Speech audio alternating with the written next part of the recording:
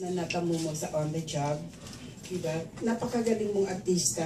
So, ano ang inaasahan mo sa isang Coco Martin na sa teleseryeng ito? Magaling din si Coco, pero first time yun lang yata na magkakasama sa pelikula at teleserye.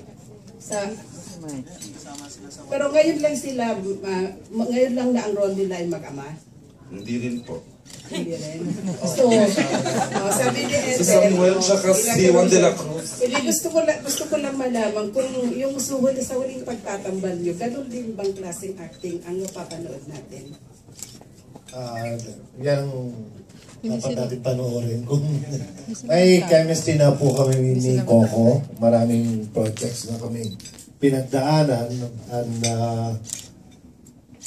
palagay ko bilang mag-ama, swak na swak naman po yung ginagawa namin. Kasi po, ang una siguro na pagsama dito, Joel, is Walang Hanggan. And then after that, Juan de la Cruz. Actually, sobra kong halos sunod-sunod eh. 3 soap opera ko na magkakasunod. Tapos ngayon po dito sa Ikaw Lamang, kasama ko ulit si Tito Joel. Kaya sabi nga po niya, siguro yung chemistry, napakadali na po para sa amin dalawa po yan. So wala nang kaba?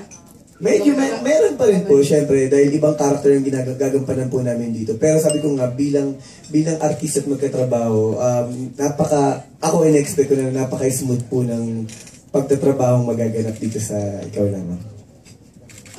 Kasi we were used to see Christopher De Leon as your father, kasi bida, kontra-bida siya, di ba? Pagkatapos yan, di ba napakabait ni Samuel? Napakabait ni Samuel. So maglalaban silang dalawa ngayon ni Boy. Nakikita pa rin si Samuel tsaka si Franco. Nakikita pa rin namin. Kasi sabi nga ni Boy, napaka-intense talaga ni Jay Cuenca. Talaga yung hindi mo talaga makakalimutan na baka, I'm afraid hindi na makakabalik sa pagiging bida si Jay Cuenca. Pangil na nga lang po ang kulang eh. Uubusin na niya ang lahat ng best kontrabida. Talaga, di ba Boy? Grabe talaga. Hanggang ngayon nagmamarka sa atin. Kaya yung book 1, sa ending pa lang, parang nakakalula, parang wala nang makakatulad na teleserye. Napakaswerte naman ng Coco Martin na yan, na every time na lang mag-i-ending isang teleserye, maganda sa umpisa, pero napakaganda sa pagtatapos sa book 1. Diba? I wrote about it at hindi ko alam kung anong adjective ang gagamitin ko para may Kailan po lalabas ito, shit, ang monitor ko? Para yung clippings ko. At hapon lumabas na, pahanap ko mamaya. Sa People's Journal. Wow, thank you, Tita Chit. Hapon lumabas na. Anyways, yun, nakakasaludo talaga si Coco. So, with Joel, na tatay mo ngayon, syempre, inaasahan na namin malulula na naman kami. Kaya lang, hindi ko rin inaasahan ko rin na sasabog din si Christopher De Leon dahil yung pagiging kontrabida, inaasahan din namin ang isang kagimbal na matandang Jay Cuenca. So ano pong tanong, Tita Chit? Gusto ko lang magbigay ng tribute dahil hindi matapos-tapos yung pagkakataon. I love it. She's lost for words. Let's give it up for Tita Chit Ramos. Okay. Anyways, ang gusto ko pang tanong kasi hindi ko pwedeng hindi tanongin si Oji. Kasi kababata ko yan. Kababata tayo, di ba? Marami tayong sikreto, marami tayong sikreto sa buhay. Kababata lang Pagkababata kami talaga. Pare-pareho kami ng mga kamusta po? Di ba?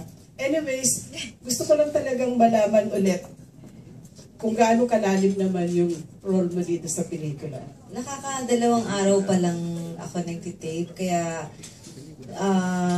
yung mga nagawa pa namin, flashback bilang si Batang Gabriel pa lang. Hindi ko pa nakaka-eksena ang matandang Gabriel na si Coco, pero ang alam kong patutunguhan ng storya namin, yun nga pagmamolde sa kanya ng pagmamahal at pagpapatawad na pinagpapatuloy ni Lupe. Kasi nung Meryl na Lupe, ang character niya kasi talagang she speaks her mind, di ba? At saka talagang nakasuporta kay Mona, yung character ni Julia. Since nawala na si Mona, tapos ako na ang kukup-kup, kami ni Calixong kukup-kup kay Gabriel, eto na, buong pamilya na gagabay sa kanyang paglaki. Yan ang patutunguhan ng story. Nagkakaroon ka din ng tatak na hindi din makakalimutan sa ano, di ba? Sa mga ginaganang mong pelikula. Kahit na maiksi lang, kagaya nung sa ano, She's Dating a Gangster. Diba? Napakagaling mo rin doon. Hindi ka rin nagpaagaw ng eksena kay ano, kay Daniel Padilla. Okay, Daniel Padilla. Tsaka kay ano, isama na natin si Don Zulueta saka si Richard Gomez, diba? Yun lang. Tribute din yun kay ano. Tribute para hindi ka na magtanong tribute. Thank you. Okay. I have a question last na for